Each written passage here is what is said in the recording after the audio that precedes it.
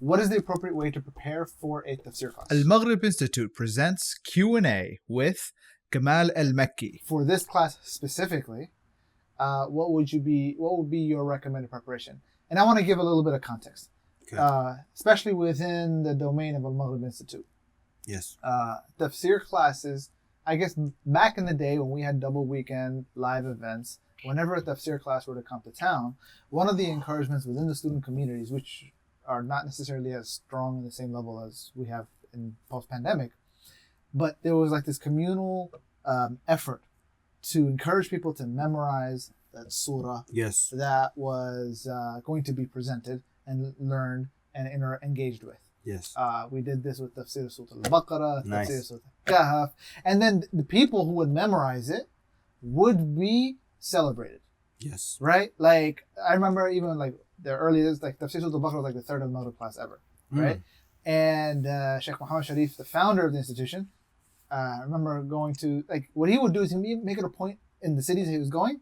It's like, you see all these people in the front row? Yes. All of them memorized Baqarah absolutely. for this class. Yeah. Right? And I don't know if they did the same thing with Surah Kahf and Surah Yusuf and whatever other tafsirs that they've done.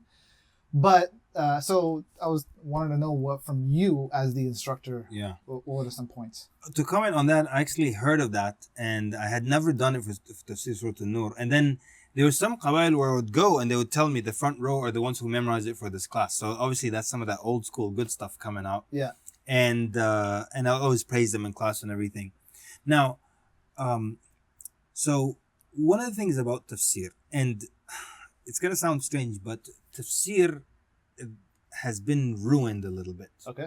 Because a lot of people imagine tafsir to be just oohs and ahs. So when I do tafsir of Surah Al-Baqarah, I'll just give you gems. Yeah, what gems, and linguistically Iman rushes. This is happening here and this, and Allah used this word, and if he had used that word it would have meant this, and everyone's like, oh.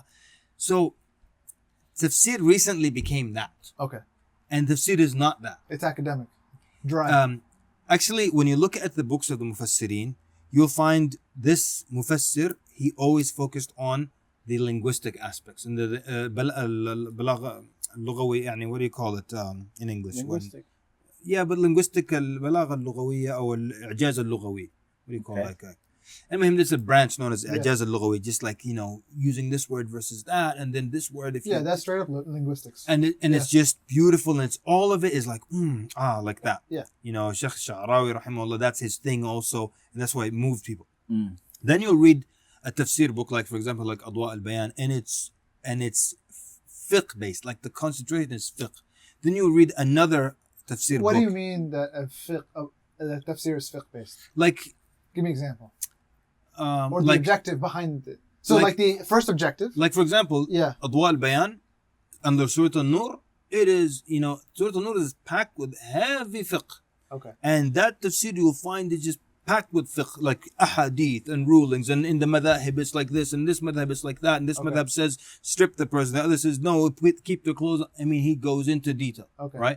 Whereas you go to another tafsir book and he doesn't do any of the fiqh and focuses on, where we said already, one focuses on just the linguistics, and Allah used this word instead of that word. Then you go to another one and it says, and it's focused on the aqidah. Okay. Focusing on tawheed and shirk and belief and hypocrisy, again in Surat Al-Nūr, the hypocrite and what that entails and all that, belief issues, right? So, and I am tooting my own horn here, but it's not really related to me. But in Surat Al-Nūr, you and sometimes also it's history. Sometimes and that's why there's the context of the surah itself and all of that. There's one of the mufassirin, one of the contemporary scholars today, and he will actually say, like, yesterday we leaned heavy on history when we were doing tafsir. Today we're going to lean heavy on language, like that.